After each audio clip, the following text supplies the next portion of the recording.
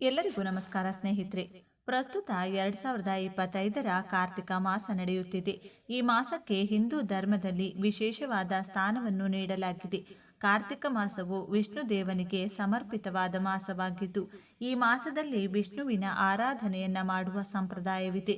ಶಾಸ್ತ್ರಗಳ ಪ್ರಕಾರ ಕಾರ್ತಿಕ ಮಾಸದಲ್ಲಿ ಪ್ರತಿಯೊಬ್ಬರೂ ಈ ಅದ್ಭುತ ಕಾರ್ಯಗಳನ್ನು ಮಾಡಬೇಕು.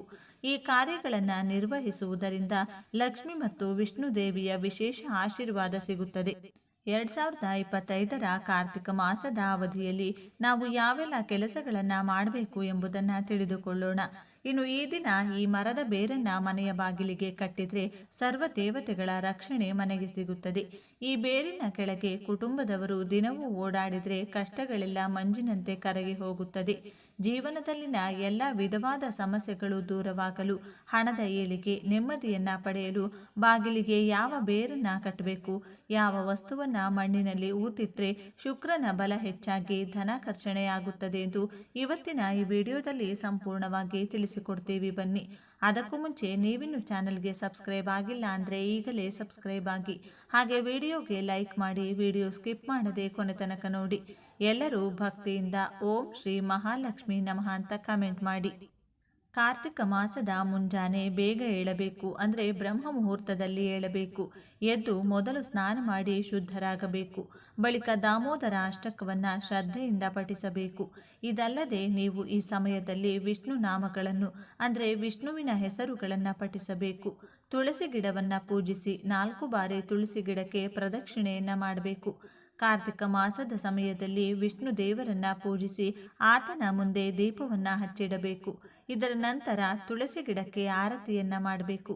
ಇದಲ್ಲದೆ ಸಾಧ್ಯವಾದರೆ ಈ ಮಾಸದಲ್ಲಿ ಪ್ರತಿದಿನವೂ ವಿಷ್ಣು ದೇವನ ದೇವಸ್ಥಾನಕ್ಕೆ ಭೇಟಿ ನೀಡಿ ದೇವರ ದರ್ಶನವನ್ನ ಪಡೆದುಕೊಳ್ಳಿ. ವಿಷ್ಣುವಿನ ದೇವಸ್ಥಾನಕ್ಕೆ ಭೇಟಿ ನೀಡಲು ಸಾಧ್ಯವಾಗದೇ ಇದ್ರೆ ವಿಷ್ಣುವಿನ ಯಾವುದೇ ಅವತಾರಕ್ಕೆ ಸಂಬಂಧಿಸಿದ ದೇವಸ್ಥಾನಕ್ಕೆ ಭೇಟಿ ನೀಡಬೇಕು. ಈಗಿನ ಕಾಲದಲ್ಲಿ ಪ್ರತಿಯೊಬ್ಬರಿಗೂ ಇರುವ ಮುಖ್ಯ ಸಮಸ್ಯೆ ಎಂದರೆ ಸಂಪಾದನೆ ಮಾಡಿದ್ದು ಕೈನಲ್ಲಿ ನಿಲ್ಲೋದಿಲ್ಲ. ಋಣಬಾಧೆಗಳಿಂದ, ಸಾಲದ ಸುಳಿ, ಹಣದ ವಿಪರೀತ ಸಮಸ್ಯೆ ಒಂದು ದಿನವೂ ನೆಮ್ಮದಿಯಾಗಿ ನಿದ್ರಿಸಲು ಸಾಧ್ಯವಾಗುವುದಿಲ್ಲ. ಜೀವನದಲ್ಲಿ ಎಲ್ಲವನ್ನ ಕಳೆದುಕೊಂಡು ನೆಮ್ಮದಿಯೇ ಇಲ್ಲದ ಜೀವನವನ್ನ ನಡೆಸುತ್ತಿರುತ್ತಾರೆ. ಎಲ್ಲ ಪರಿಹಾರಗಳನ್ನ ಮಾಡಿ ಇನ್ಮೇಲೆ ಯಾವುದು ಬೇಡ ಭಗವಂತ ಇಟ್ಟ ರೀತಿಯಲ್ಲಿ ಬದುಕು ಬಿಡೋಣ ಎನ್ನುವಷ್ಟು ನೊಂದಿರುತ್ತಾರೆ. ಅಂಥವರು ಈ ಒಂದು ಬೇರನ್ನ ಸ್ಪರ್ಶಿಸಿದ್ರೆ, ಮನೆಯ ಬಾಗಿಲಿಗೆ ಈ ವಿಧಾನದಲ್ಲಿ ಕಟ್ಟಿದ್ರೆ ಅದ್ಭುತಗಳು ಜೀವನದಲ್ಲಿ ನಡೆಯುವುದಕ್ಕೆ ಶುರುವಾಗುತ್ತದೆ. ಮೊದಲಿಗೆ ಜನಾಕರ್ಷಣೆ, ಧನಾಕರ್ಷಣೆ ಆಗಲು, ನೀವು ಅಂದುಕೊಂಡಂಥ ಕೆಲಸಗಳು ಆಗಲು, ಎಲ್ಲದರಲ್ಲೂ ಯಶಸ್ಸನ್ನು ಗಳಿಸಲು, ಹಣದ ಸಮಸ್ಯೆಯಿಂದ ಹೊರಬಂದು ನಿತ್ಯ ಸುಖ ಜೀವನವನ್ನು ನೋಡಲು ನಿಮಗೆ ಸಮಯ ಸಿಕ್ಕಾಗಲೆಲ್ಲ, ಪ್ರಯಾಣಿಸುವಾಗ ಆಗಿರಬಹುದು, ಊಟ ಮಾಡುವಾಗ ಆಗಿರಬಹುದು, ಸ್ನಾನವಾದ ಬಳಿಕ ದೇವಾಲಯಕ್ಕೆ ಹೋದಾಗ ಆಗಿರಬಹುದು, ರೀಮ ಶ್ರೀಂ ರೀಂ ಎಂಬ ಶಕ್ತಿಶಾಲಿ 3 ಅಕ್ಷರದ ಮಂತ್ರವನ್ನ ಹೇಳಿಕೊಳ್ಬೇಕು. ಇದರಿಂದ ಯಶಸ್ಸಿನ ಆಕರ್ಷಣೆಯಾಗುತ್ತದೆ. ಮಾಡುವ ಕೆಲಸದಲ್ಲಿ ಯಶಸ್ಸು, ಮನೋಸ್ಥೈರ್ಯ ಕೂಡ ವೃದ್ಧಿಯಾಗುತ್ತದೆ. ಇದರ ಜೊತೆಗೆ ಈ ಮಂತ್ರವನ್ನ ಪಠಿಸಿ. ಓಂ ನಮಃ ಶಿವಾಯ, ಓಂ ನಮೋ ಭಗವತೆ ವಾಸುದೇವಾಯ, ಓಂ ಶಂ ಶನೇಶ್ಚರಾಯ ನಮಃ, ಓಂ ನಮೋ ಭಗವತೆ ವಾಸುದೇವಾಯ, ಪಿತೃದೇವಾನಾಂ ತರ್ಪಣಂ ಕರಿಷ್ಯೆ, ಓಂ ಭೂರ್ಭುವಸ್ವಃ ತತ್ಸವಿತುರ್ವರೇಣ್ಯಂ ಭರ್ಗೋ ದೇವಸ್ಯ ಧೀಮಹಿ ಧಿಯೋ ಯೋ ನಃ ಪ್ರಚೋದಯಾತ್. ಇನ್ನು ಈ ದಿನ ಮನೆಯ ಬಾಗಿಲಿಗೆ ಈ ಒಂದು ಶಕ್ತಿಯುತ ಬೇರನ್ನ ಕಟ್ಟಬೇಕು. ಈ ಬೇರು ಯಾವುದೆಂದರೆ ಆಲದ ಮರದ ಬೇರು.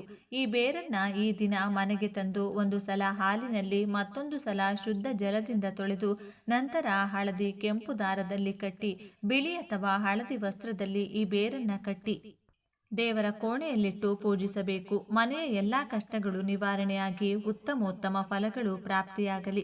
ಮನೆಯ ಸದಸ್ಯರಿಗೆ ಇರುವಂತಹ ಅನಾರೋಗ್ಯದ ಸಮಸ್ಯೆ, ಸಾಲದ ಸಮಸ್ಯೆ, ಅದೃಷ್ಟದ ಕೊರತೆಗಳನ್ನು ದೂರ ಮಾಡಿ ರಕ್ಷಿಸು ಎಂದು ವಿಷ್ಣು ನಾಮಸ್ಮರಣೆ ಮಾಡುತ್ತಾ ಬೇಡಿಕೊಳ್ಳಬೇಕು. ನಂತರ ಈ ಬೇರು ಕಟ್ಟಿದ ಮೂಟೆಯನ್ನ ಮನೆಯ ಹೊರಭಾಗ ಬಾಗಿಲಿನ ಮೇಲ್ಭಾಗದಲ್ಲಿ ನೇತು ಹಾಕಬೇಕು. ಇದರಿಂದ ವಿಪರೀತವಾಗಿ ಧನಾಕರ್ಷಣೆಯಾಗುತ್ತದೆ. ಮನೆಯಲ್ಲಿನ ಎಂಥದ್ದೇ ಕಠಿಣ ಸಮಸ್ಯೆಗಳು ಶೀಘ್ರವಾಗಿ ದೂರವಾಗುತ್ತದೆ. ಇದಕ್ಕೆ ಕಾರಣ ಏನು ಅಂತ ನೋಡೋದಾದ್ರೆ, ಆಲದ ಮರ ಶ್ರೀ ಮಹಾವಿಷ್ಣು ದೇವರ ಸ್ವರೂಪ. ಪ್ರಳಯ ಕಾಲದಲ್ಲಿ ಸೃಷ್ಟಿಯು ಜಲದಿಂದ ತುಂಬಿ ಹೋದಾಗ ಮುದ್ದು ಕೃಷ್ಣನು ಆಲದ ಮರದ ಎಲೆಯ ಮೇಲೆ ಹೆಬ್ಬೆರಳನ್ನ ಬಾಯಿಯಲ್ಲಿಟ್ಟುಕೊಂಡು ದರ್ಶನವನ್ನ ನೀಡಿದ್ದನು. ಜ್ಞಾನವನ್ನ ಉಪದೇಶಿಸುವ ದಕ್ಷಿಣಾಮೂರ್ತಿ ರೂಪದಲ್ಲಿರುವ ಪರಮೇಶ್ವರನು ಕೂಡ ಆಲದ ಮರದ ಕೆಳಗೆ ಜ್ಞಾನವನ್ನ ಉಪದೇಶಿಸಿದ್ದನು. ಸ್ವತಃ ಪರಮೇಶ್ವರನಿಗೆ ಮಹಾವಿಷ್ಣುವಿಗೆ ಅತ್ಯಂತ ಪ್ರಿಯವಾದ ಮರ ಅಥವಾ ವೃಕ್ಷವೆಂದರೆ ಅದು ಆಲದ ಮರ. ನೂರಾರು ವರ್ಷಗಳ ಕಾಲ ತಪಸ್ವಿಗಳು ಆಲದ ಮರದ ಕೆಳಗೆ ಕುಳಿತು ತಪಸ್ಸನ್ನ ಮಾಡುತ್ತಿದ್ದರು. ಸಾಕ್ಷಾತ್ ಮಹಾವಿಷ್ಣುವಿನ ರೂಪವೇ ಆಲದ ಮರವಾಗಿದೆ. ಸಾಕ್ಷಾತ್ ಶ್ರೀಕೃಷ್ಣನು ಆಲದ ಮರದ ಎಲೆಯ ಮೇಲೆ ಬೆಣ್ಣೆಯನ್ನಿಟ್ಟು ಜನರಿಗೆ ಹಂಚಿದ್ದನೆಂದು ಪುರಾಣಗಳು ಹೇಳುತ್ತವೆ. ಅಂತಹ ಶಕ್ತಿ ಆಲದ ಮರಕ್ಕಿದೆ. ಆದ್ದರಿಂದ ಯಾವ ಮನೆಯ ಮುಂದೆ ಆಲದ ಮರದ ಬೇರು ಇರುತ್ತದೋ ಆ ಮನೆಗೆ ಹಣ, ಐಶ್ವರ್ಯ, ಸಂಪತ್ತು ನಿರಂತರವಾಗಿ ವೃದ್ಧಿಯಾಗುತ್ತಲೇ ಇರುತ್ತದೆ. ದೈವ ಭಕ್ತಿಯ ಅನುಗ್ರಹ ಸದಾ ಇರುತ್ತದೆ. ಈ ದಿನದಂದು ಶಿವ ಮತ್ತು ಪಾರ್ವತಿ ದೇವಿಯನ್ನ ಪೂಜಿಸುವ ಸಂಪ್ರದಾಯವಿದೆ. ಈ ದಿನ ಪೂರ್ವಜರು ಸೂರ್ಯಾಸ್ತದವರೆಗೆ ವಾಯುವಿನ ರೂಪದಲ್ಲಿ ಮನೆ ಬಾಗಿಲಲ್ಲಿಯೇ ಇದ್ದು ತಮ್ಮ ಕುಟುಂಬದಿಂದ ತರ್ಪಣ ಮತ್ತು ಶ್ರಾದ್ದವನ್ನ ಬಯಸುತ್ತಾರೆಂದು ನಂಬಲಾಗಿದೆ. ಆದ್ದರಿಂದ ಈ ದಿನ ಪವಿತ್ರ ನದಿಯಲ್ಲಿ ಸ್ನಾನ ಮಾಡಿ ಮತ್ತು ಅನ್ನವನ್ನ ಅರ್ಪಿಸಿ ಮನೆಯಲ್ಲಿ ಬ್ರಾಹ್ಮಣರಿಗೆ ನಿಮ್ಮ ಕೈಲಾದಷ್ಟು ದಾನ ಮಾಡಿ. ಹೀಗೆ ಮಾಡುವುದರಿಂದ ಆಯಸ್ಸು ವೃದ್ಧಿಯಾಗುತ್ತದೆ ಮತ್ತು ಕುಟುಂಬದಲ್ಲಿ ಸುಖ ಸಮೃದ್ಧಿ ಇರುತ್ತದೆ. ಹಾಗೆಯೇ ಮನೆಯಲ್ಲಿನ ಎಲ್ಲ ಕಷ್ಟಗಳು ಕಳೆದು ಹಣದ ಖರ್ಚು ಕಡಿಮೆಯಾಗಲು ಶಂಖವನ್ನ ಮನೆಯಲ್ಲಿಡಬೇಕು. ಇದರಿಂದ ಸ್ಥಿರಲಕ್ಷ್ಮಿ ಅನುಗ್ರಹ ಪ್ರಾಪ್ತಿಯಾಗುತ್ತದೆ. ಧನಾಕರ್ಷಣೆ ಉಂಟಾಗಿ ವಿಶೇಷ ಏಳಿಗೆಯನ್ನ ಮನೆಯಲ್ಲಿ ನೀವು ಕಾಣಬಹುದು. ತೀವ್ರವಾದ ಸಾಲದ ಸಮಸ್ಯೆಗಳಿದ್ದವರು ಈ ದಿನದಂದು ಸೂರ್ಯೋದಯಕ್ಕೂ ಮುನ್ನ ನಿಮ್ಮ ಮನೆಯ ದೇವರ ಕೋಣೆಯಲ್ಲಿ ಬೆಳ್ಳಿ ಲೋಹದಿಂದ ತಯಾರು ಮಾಡಿದ ಚಿಕ್ಕ ಆನೆಯ ಮೂರ್ತಿಯನ್ನ ಇಡಬೇಕು. ಮಹಾಲಕ್ಷ್ಮೀ ದೇವಿಗೆ ಆನೆಗಳೆಂದರೆ ಬಲು ಪ್ರೀತಿ. ಬೆಳ್ಳಿ ಲೋಹ ಚಂದ್ರನಿಗೆ ಪ್ರಿಯ.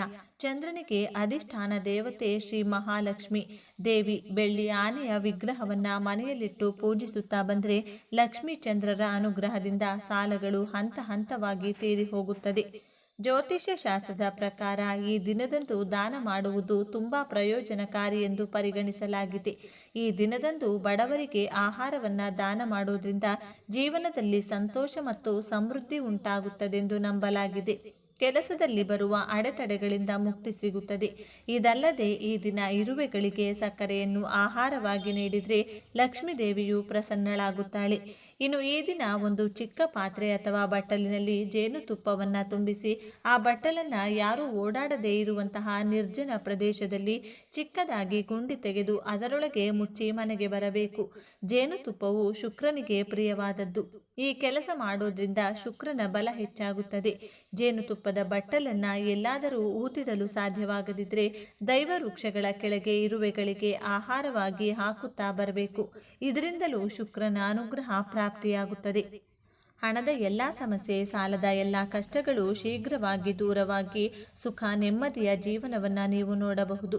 ಇನ್ನು ವ್ಯಾಪಾರಸ್ಥರು ವ್ಯಾಪಾರ ಚೆನ್ನಾಗಿ ನಡೀಬೇಕು. ನರದೃಷ್ಟಿ, ಅಕ್ಕಪಕ್ಕದ ಅಂಗಡಿಯವರ ದೃಷ್ಟಿ ದೂರವಾಗಿ ಚೆನ್ನಾಗಿ ವ್ಯಾಪಾರವಾಗಲು ಮನೆಯವರ ಕೈನಲ್ಲಿ ದೃಷ್ಟಿಯನ್ನು ತೆಗೆಸಿಕೊಳ್ಬೇಕು. ಹೇಗೆಂದರೆ 7 ಲಡ್ಡುಗಳನ್ನು ಕೈನಲ್ಲಿ ಹಿಡಿದು ನಿಮ್ಮ ತಲೆಯ ಸುತ್ತ 3 ಬಾರಿ, ಎಡಭಾಗದಿಂದ 3 ಬಾರಿ, ಬಲಭಾಗದಿಂದ ಸುತ್ತಿ ನಂತರ ಆ 7 ಲಡ್ಡುಗಳನ್ನು ಗೋಮಾತೆಗೆ ಅಥವಾ ಮೂಕಜೀವಿಗಳಿಗೆ, ಶ್ವಾನಗಳಿಗೆ ಆಹಾರವಾಗಿ ನೀಡಬೇಕು. ಇದರಿಂದ ಹಣದ ಎಲ್ಲ ಸಮಸ್ಯೆಗಳ ಜೊತೆಗೆ ವ್ಯಾಪಾರದಲ್ಲಿನ ಅಡೆತಡೆಗಳು, ಅಕ್ಕಪಕ್ಕದವರ ದೃಷ್ಟಿ ದೋಷಗಳು ಶೀಘ್ರವಾಗಿ ದೂರವಾಗಿ ವ್ಯಾಪಾರ ಚೆನ್ನಾಗಿ ನಡೆಯುತ್ತದೆ. ನೋಡಿದ್ರಲ್ಲ, ಮನೆಯ ಮುಖ್ಯ ದ್ವಾರಕ್ಕೆ ಯಾವ ಯಾವ ಬೇರನ್ನು ಕಟ್ಟಬೇಕು, ವ್ಯಾಪಾರಸ್ಥರು ವ್ಯಾಪಾರದ ಏಳಿಗೆಗೆ ಯಾವ ತಂತ್ರವನ್ನ ಮಾಡಬೇಕು ಅಂತ ಇವತ್ತಿನ ಈ ವಿಡಿಯೋದಲ್ಲಿ ತಿಳಿಸಿಕೊಟ್ಟಿದ್ದೇವೆ. ಈ ಮಾಹಿತಿ ನಿಮಗೆ ಇಷ್ಟವಾದರೆ ತಪ್ಪದೆ ಜೈ ಶ್ರೀಕೃಷ್ಣ ಅಂತ ಬರೆದು ಈ ವಿಡಿಯೋವನ್ನು ಪ್ರತಿಯೊಬ್ಬರಿಗೂ ಶೇರ್ ಮಾಡಿ. ಧನ್ಯವಾದಗಳು ಸ್ನೇಹಿತರೆ.